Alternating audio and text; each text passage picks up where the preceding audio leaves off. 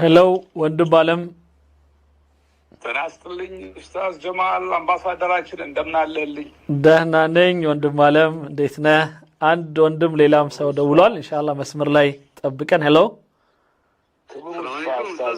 ወአለይኩም ሰላም መስመር ላይ ጠብቀን ኢንሻአላህ እሱ ይጨርስና ከሱ በኋላ ትናገራል።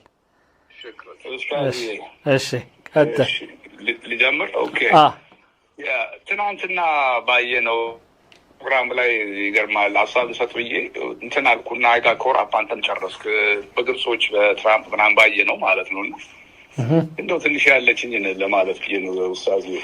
ይሄ የግብጾች ድራማና መቼም የሚያሳዩት ነገር ይገርማልና ግብጾች ማለት በቃ ድራማና ላይምላይት አቴንሽን የሚወዱ እንደሆነ የሚያሳየን ነው። ምንም ጥያቄ ላይምላይት ይወዳሉ፣ አቴንሽን ሆ እና አለ አይደለ?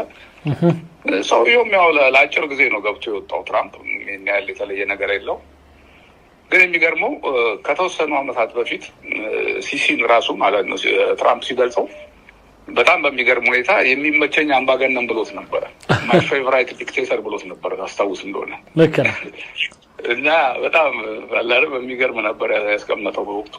ስለዚህ ይሄ የተገናኙበት ምስል አንተም ስታስበው ምንም የሚገርም ነገር የለም አይደለ?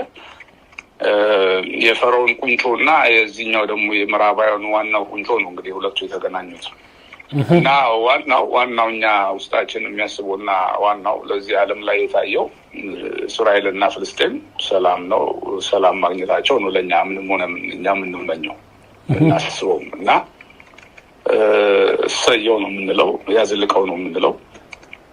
እኛም በሚመለከት ግን አንተ ትናንት እንዳልከው የሚበጀው ራሳችን ነን። ራሳችን መቆም ማለት ነው ያለብን። የሚገባውን ማድረግ ያለብን እኛ ነን። ሁሉም የየራሱን ነው እና እስራኤልም ብትል እንትና ትቀርበኛለች እንትና ትርቀኛለች ብለን ሳይሆን ሁሉም ለራሱ ጥቅም የሚያገኘውን ሲያገኝ ገለል ገሸሽ ሊል የሚችልበት ሁኔታ ስላለ ያንም ማስተዋል ያስፈልጋል። ሌላው ኢትዮጵያ ብቸኝነትን እኮ ታውቃለች። ለብቻዋ የቀረችበት ዘመናቶች ነበሩ። ቆማ መታገልን በደንብ ታውቃለች። በታሪካችንም ምዕራባውያንን በግንባር ቀጥ ብለን የተጋፈጥን የአፍሪካ አንድ ፈርጥ ሀገር ብንኖር እኛ ነን። ዛሬ ግን ያ እየተረሳ ይመስላል። በውስጥ ችግሮቻችን ስንባላ ትውልድ ተለዋውጧል። ታሪኩን መያዝ ጎልቶ መታወቅ ሲገባው ያ ሳይሆን ያው ለትውልድ በስርዓቱ ሳይተላለፍ ክፍተቱ ሰፍቶ በእናጡት ነቃሾች ለ27 ዓመት ደግሞ ያየነው ታሪክ አለ። በዘር በብሔር በጎሳ በሃይማኖት ወዘተ ስንባላ ሆነን ነገሮች አሁን ባለንበት ሰዓት ተወሳስቧል እና ያንን መለስ ብሎ ማሰቡ ያስፈልጋል። ኢትዮጵያ ለዘመናት ለብቻዋ ቁማ ቀደምቶቻችን ማንም ሳይቆምላቸው ለሀገራቸውና ለሕዝባቸው አንዳንዱም በፍቅር አንዳንዱም በጉልበትም እንዳመጣጣቸው ሊደፍሩን የመጡትን እንዳመጣጣቸው ታገለውልናል፣ ሞተዋል። እነዚህም ማሰብ ያስፈልጋል። የቀድሞቹ ምሳሌ ሌላው ምንድን ነው ያስኩት ኖት ምንድን ነበር እዚህ ጋር ቀዳማዊ ኃይለ ሥላሴ ይህንን ሳስታውሱ ላይ የማስታውሰው ምን መሰለህ? የተባበሩ መንግስታት ያኔ ሊግ ኦፍ ኔሽን በሚባልበት ዘመን የተወረሩ ጊዜ በጣሊያን እሳቸው ለብቻቸው ቆመው እዛ ቡድ እያደረጓቸው ለዛውም የምድራዊ ኢምፔሪያሊስት እና የኮሎኒያሊስት አስተሳሰብ ያላቸው ሀገራቶች ሀገሬ ትወራለች እርዱኝ ብለው በፍቅር በስፒች ንግግር ዋር የሚለው ንግግራቸውን ሲያደርሱ ለዓለም አቀፍ የሁለተኛና የአንደኛ ዜግነት አያስፈልግም፣ ዓለማችን በኩልነት ነው መሄድ ያለባት ብለው ሲያስተምሩ ሲናገሩ እያፏጩን ቪዲዮን አይቼዋለሁ። ዩቱብ ላይ ያለላችሁ ማናችሁ ማየት ትችላላችሁ። ውረድ ምናምን አይነት ነገር ነው እያሏቸው የነበረው እና እሳቸው ግን እንደዛም የተንጫጩባቸው ታግሰው ሲያቆሙ ቀጥለው ነው ንግግራቸውን የጨረሱት።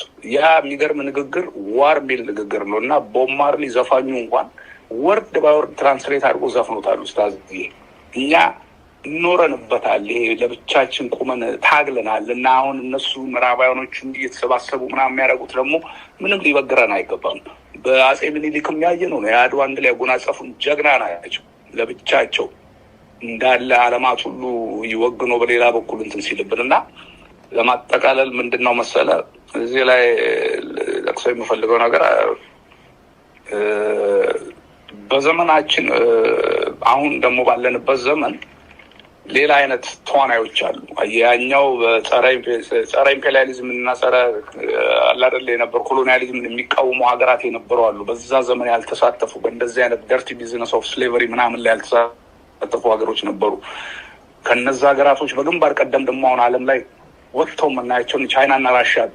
አየህ ምዕራባዊዎች እነዚህ ሀገራቶች በጣም ተጽዕኖ ፈጥረውብናል።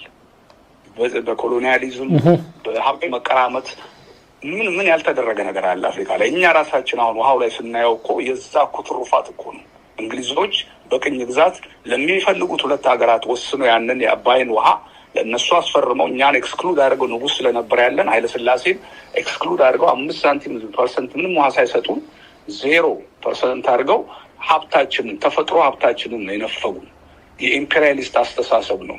ኢምፔሪያሊዝም የተስፋፋው በዛ ዘመን መጀመሪያ 12ኛው ክፍለ ዘመን ላይ ነው። ከዛ ደግሞ ጎልቶ የወጣው ደግሞ በኋላ ላይ 18ኛው መጨረሻ 19ኛው ተቀራመጡት አፍሪካን እና አሜሪካ ፓርቲኩላር ላይ አሜሪካ እና እንግሊዝ። ቴንክ ዩ ወንድሜ ዮናስ። ይሄ ስለሆነ ስታንድ ቱጌዘር እርስ መርስ መበላላቱ ነው ችግር እያመጣ የነበረው አሁንም እያለ ኡስታዝ ይዛ ላይ ስለሄድኩ ነው ይህንን ታሪካዊ ፐርስፔክቲቭ ትንሽ ጠቀስ ያደረጉት። እርስ በርስ የምንደራረገው ነገር ነው እንጂ ግብጾች እኛን አያሸንፉንም በምንም መስፈርቱ። ይሄ የአንተራሽ ጋጋታ ትናንት የሚያሳየው ትራምፕ አቀባበል ምናምናም we don't care, that's their own business። እኛ ኬር የምናደርገው በሰላም የሚሰሩ ከሆነ እና እንሰራለን እንጂ ትራምፕ ለአንድ ሰዓት ለሁለት ሰዓት ገብቶ ለወጣው ጋጋታውን የሚያሳዩት ፎቶ ኦፕሽን ነው፣ ቪዲዮ ኦፕሽን ለዓለም ለማሳየት ነው እንጂ እስራኤል ነው ዋናው። እስራኤልና ፍልስጤም ሰላማቸው ይስፈንልን፣ እነሱ ሰላሙን ያግኙ። እናመሰግናለን ወንድም አለም። ቴንክ ዩ sir, appreciate it። እሺ ወንድሜ ቴንክ ዩ።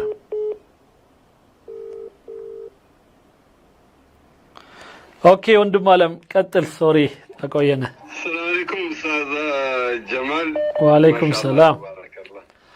ዋው በጣም ሃፒ ነኝ ዛሬ ወላሂ። እኔ አንደኛ